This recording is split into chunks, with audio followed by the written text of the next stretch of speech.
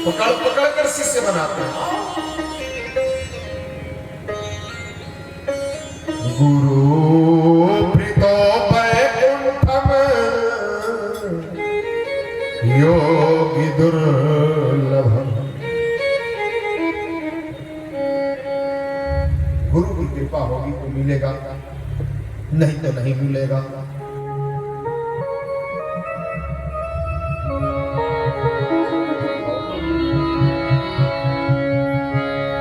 सुख ही कहते हैं इसको संसार में सबसे बड़ा डर क्या चीज है? संसार में सबसे बड़ा डर क्या है? मरने की। संसार में सबसे डर क्या है? मरने का। और प्रत्येक प्राणी क्या रहता है? भयाक्रांत रहता है, मेरी मृत्यु न हो जाए, मर। लेकिन सत्य बात यह है, सच्चाई है कि मरना है, ये सत्य है कि मरना है। फिर भी लोग भयभीत रहते हैं कि मेरी मृत्यु न हो जाए। संसार क्या है? संसरती थी संसार, जो हमेशा सरकता रहता है, यही तो संसार है। आज है कल नहीं रहेगा, ये संसार है। फिर भी लोग भयभीत हैं, लेकिन ये नहीं जानते कि प्रतिदिन हम काल के गाल में एक एक ग्रास जा रहे हैं। काल मुझे धीरे धीरे एक एक ग्रास निगल रहा है और हम समझ नहीं पा रहे। विचार करें कैसे? हमारे बाल कब सफेद हो गए, इस डेट को मुझे मालूम है? नहीं मालूम। ये डेट मुझे मालूम ही नहीं है। इस डेट में मेरे चेहरे पर झुर्रियां आ गई, ये समय मालूम नहीं है। लेकिन मेरा जन्मदिन कब है ये मालूम है। हर व्यक्ति का अपना जन्मदिन मालूम है, इस अमुक डेट में मेरा जन्म हुआ। लेकिन किस डेट में हमारी बुढ़ापा हो गई, हम जर्जर हो गए, ये डेट मालूम नहीं है। जिस दिन से हमारा जन्म हुआ उस दिन से हम प्रतिदिन एक एक क्षण काल के गाल में प्रवेश करते हैं।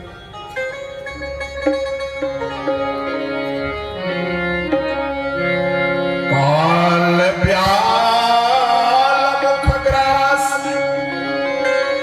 त्रास निरास है तवे। श्रीमद् भागवतं शास्त्रम् कलो किरेण भासितम्। किरेण सुकेण भासितम्। काल ब्याल मुख ग्रास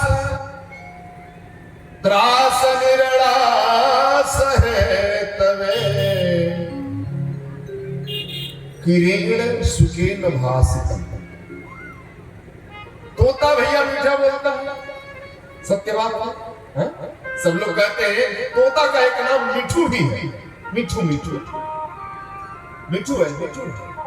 तोता मीठा बोलता है।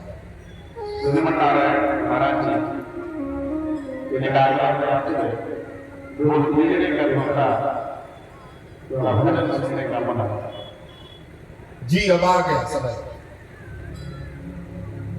तोता मीठा बोलता है, मगर एक बात है महाराज, क्या वही बोलता है कि जो उसको सिखलाया जाता है।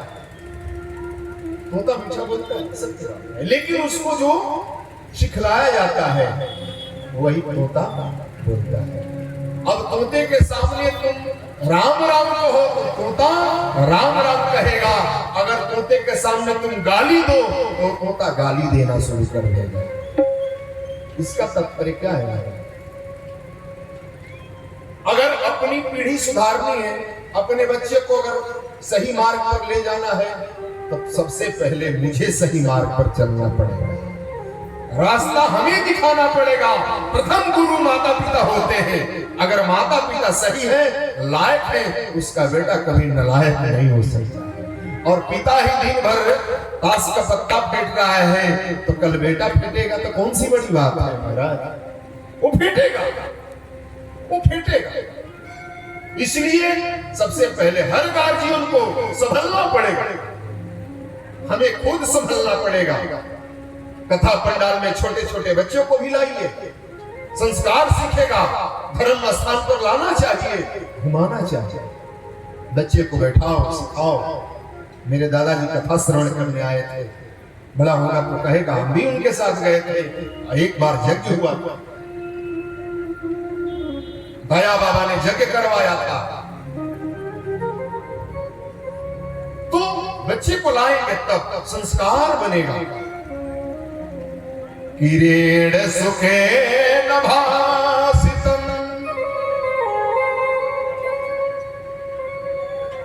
देखो इसलिए खूब बढ़िया से अपने बच्चे को भी संस्कार देना पड़ेगा। हर गार्जियन अगर अपने बच्चे को अच्छा बनाना चाहते हैं, उनके सामने कोई गाली भी नहीं देनी चाहिए। अच्छा, एक और बात, बुराई सीखने के लिए कोई विद्यालय है यहां बुराई सिखाई जाती है? बताओ बाबा, इस जगह गाली का प्रशिक्षण दिया जाता है, चुन चुन कर गाली दिया जाता है। सब आओ सीखो। नहीं, अच्छे बनने के लिए विद्यालय है, यानी मतलब कि बुराई हमारी अंदर है? दोष गुण साध कर हमारा निर्माण हुआ है। हमारा निर्माण जो हुआ है सारा गुण, दोष, ईर्ष्या, लोभ, ये सारा सान कर मिलाकर ही हमारा निर्माण हुआ है, हमारे रग में है। जब हमारी काम से उत्पत्ति हुई है तो हम निष्काम नहीं हो सकते हैं। तब जब बाबा निष्काम नहीं हो सकते हैं तो कामना बढ़ाएं नहीं, कामना बढ़ाएंगे नहीं। कामना को भजन से दबाया जाता है, कामना को भजन से दबाया जाता है, शांत किया जाता है, ईश्वर से प्रार्थना किया जाता है, प्रभु हमारी धर्म मार्ग में रक्षा करें, हमें कभी गलत मार्ग पर न भटकाएं, न जाने दें। इसलिए परमात्मा से प्रार्थना करनी पड़ती है।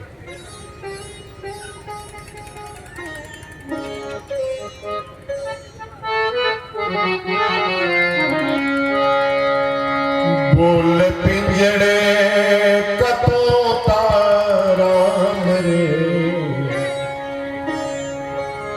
बोल पिंजरे कतोता राम रे, हरे राम राधे श्याम सिया राम रे, बोल पिंजरे कतोता राम रे, बोल पिंजरे कतोता राम रे, हरे राम राधे श्याम सिया राम रे।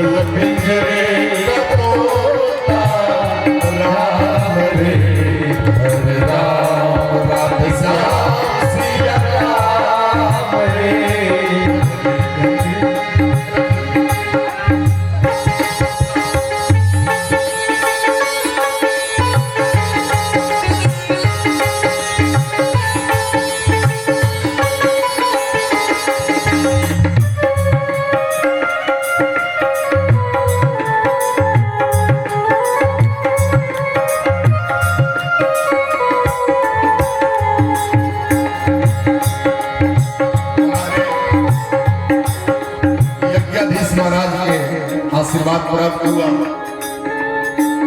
लेकिन मंच पर आते तो आनंद मिलता। आनंद का कोई अंत नहीं है, आनंद का अंत नहीं है, आनंद का कोई पर्यायवाची शब्द भी नहीं है। ढूंढते रहिएगा। चंचल मन को केंद्रित कर दे श्री हरि जी के चरणों में। चंचल मन को केंद्रित कर दे श्री हरि जी के चरणों में। भोग विलास में समय गवा मत, कुछ भी नहीं है सपनों में। छोड़ आलस, छोड़ आलस सकल विश्राम रे। हरे राम राधे श्याम सिया राम रे। बोल बिगड़े गाता राम रे। हरे राम राधे श्याम सिया राम रे।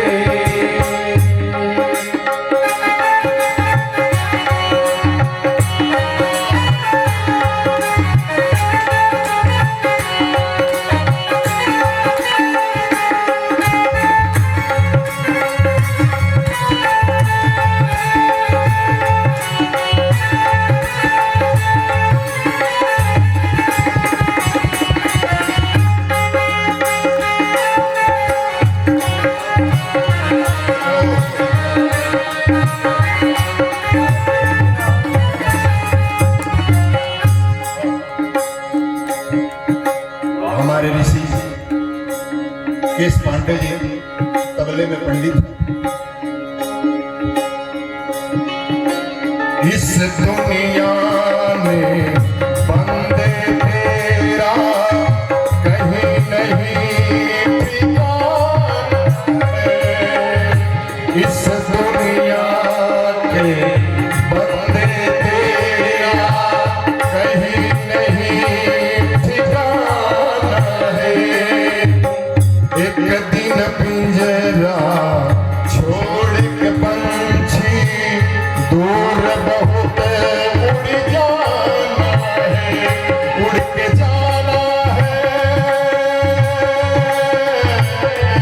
उड़ के जाना है प्रभु के धाम रे। राम राधे श्याम सिया राम रे। बोल बिगड़े का तोता राम रे। बोल बिगड़े का तोता राम रे। हरे राम राधे श्याम सिया राम रे। हरे राम राधे श्याम सिया राम रे। बोल बिगड़े का तोता राम रे।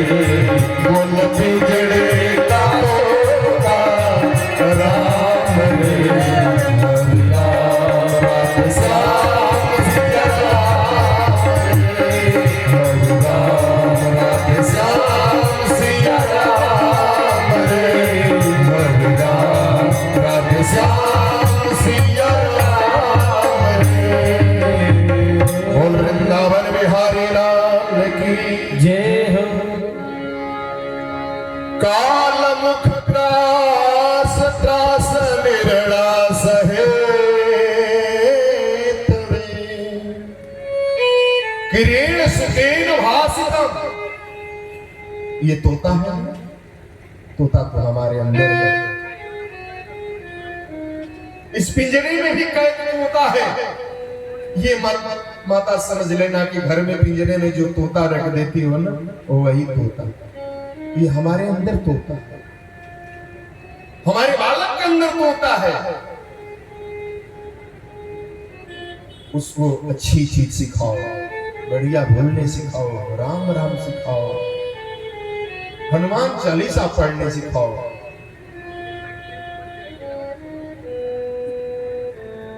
कोई भी पढ़े, कहते हैं हनुमान जी को हनुमान चालीसा औरतों को नहीं पढ़ना चाहिए, लड़कियों को नहीं पढ़ना चाहिए। क्यों महाराज? हनुमान जी ब्रह्मचारी हैं और ब्रह्मचारी हैं, हनुमान चालीसा क्यों छू? नहीं, ऐसी बात नहीं। जो यह पढ़े हनुमान चालीसा होय सिद्ध साखी गौरी सा। जो यह पढ़े, कहां लिखे है कि पुरुष पढ़े? जो यह पढ़े, कोई पढ़े, बालक पढ़े, बूढ़ा पढ़े, बेटी पहने, बेटा पहने, पढ़े, माता पहने, सब पढ़े, जो भी पढ़े।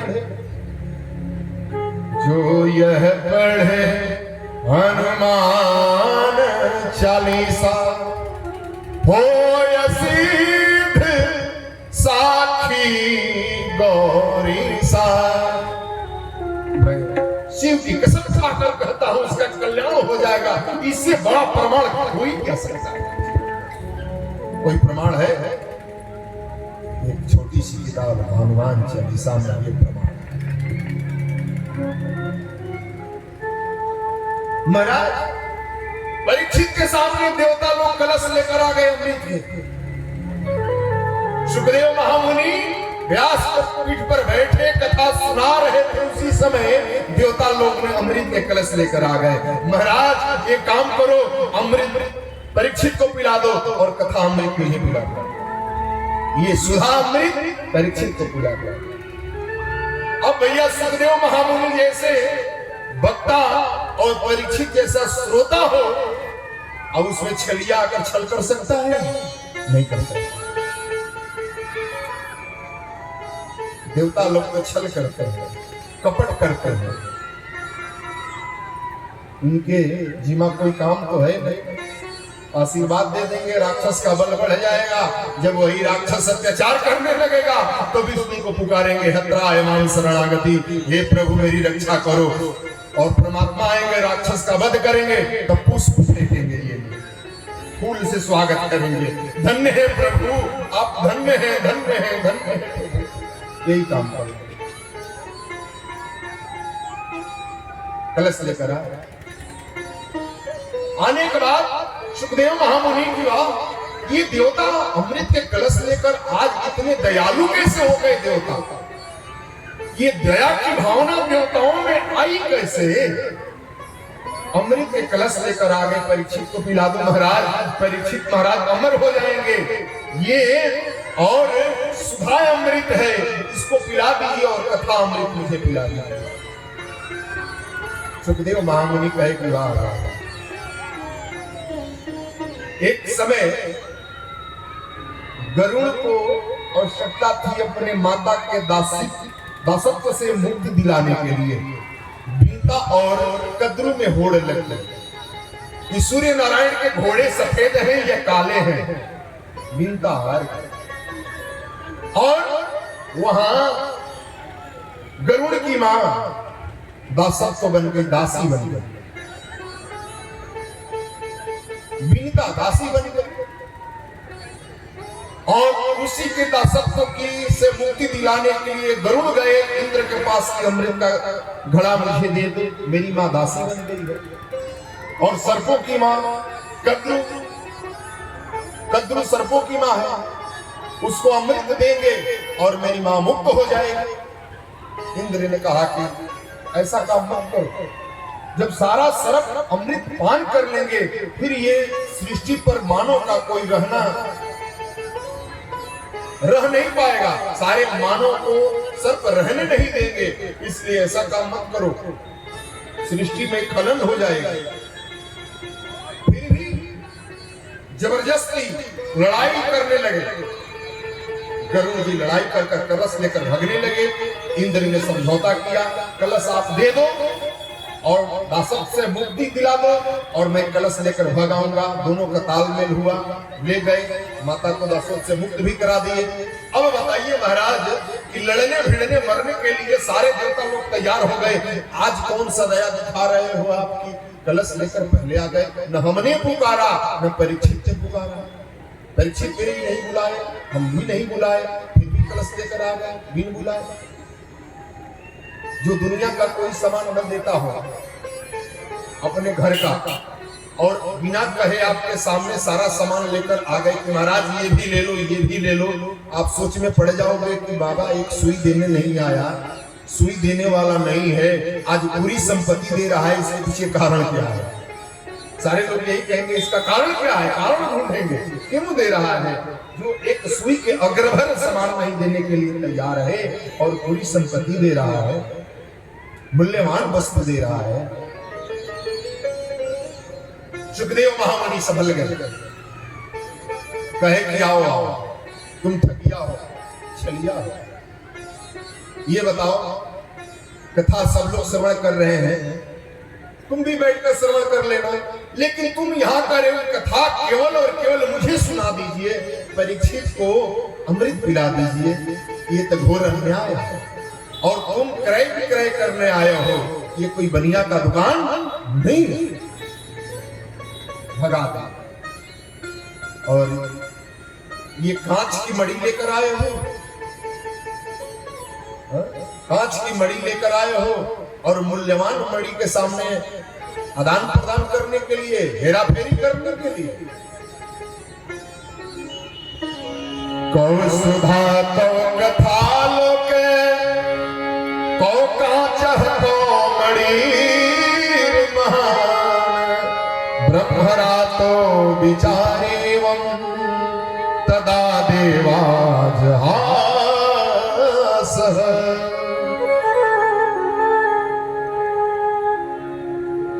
सुखजी महाराज कहते हैं, हे ऋषि सुखदेव महामुनि, मेरे गुरुदेव ने कथा नहीं सुनाई, देवताओं को भगा दिया।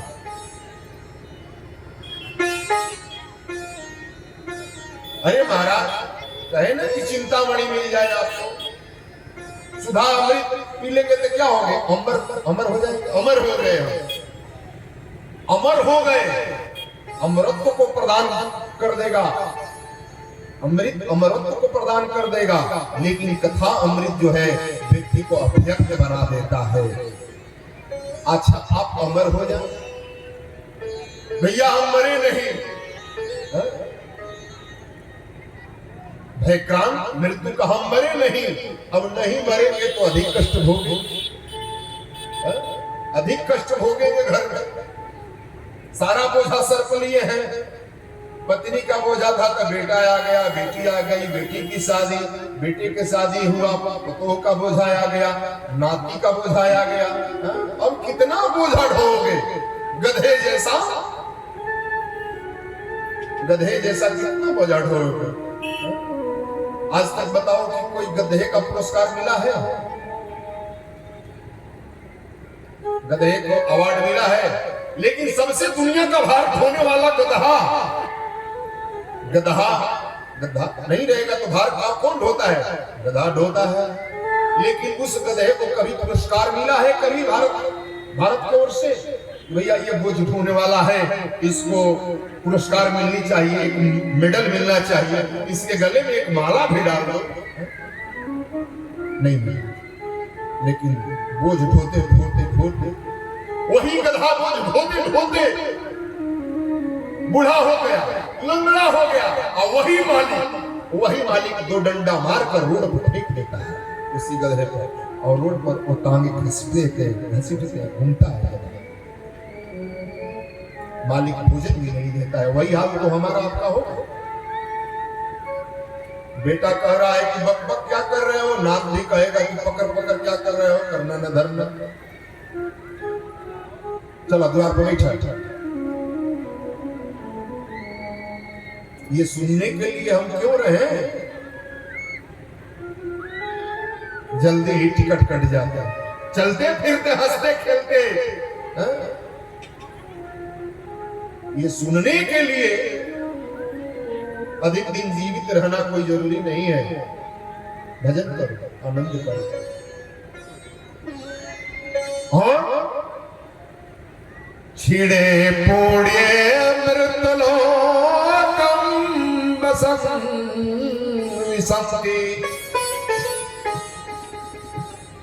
चिंतामणि मिल गया, धन हो गया, पूरा कमा लिए,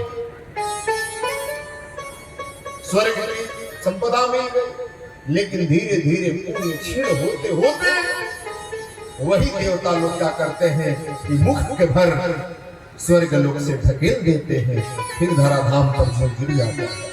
जाओ भगवान, तुम्हारे खाते में पैसा नहीं रहेगा, बैंक में जाओगे पैसा निकालने के लिए तो पैसा देगा मैनेजर, पैसा नहीं देगा। और यदि झगड़ा करोगे तो भैया तुम पर दफा भी लगेगी, जेल भी जाना पड़ेगा। इसलिए खाता तुम्हारा खाली हो चुका है, खाता खाली। और एक और मैं बात बताऊंगा, परमात्मा जिस जीव को अपनाते हैं ना, जिस जीव को अपने अंदर समाहित करते हैं, उस जीव के पास न पाप रहता है न पुण्य रहता है। विचार करिए, पाप भी रहेगा तो जीव को भोगना पड़ता है, पुण्य भी रहेगा तो उस जीव को भोगना पड़ता है। भगवान अपने पास पुण्य भी नहीं रहने देते हैं, पाप भी नहीं रहने देते हैं। न पापी की जरूरत है न पुण्यात्मा की जरूरत है। परमात्मा को तो निर्मलता की जरूरत है, जिसका मन बिल्कुल साफ निर्मल हो, शून्य हो, न उसमें पाप हो न पुण्य हो। वैसे वो परमात्मा अपनाते हैं।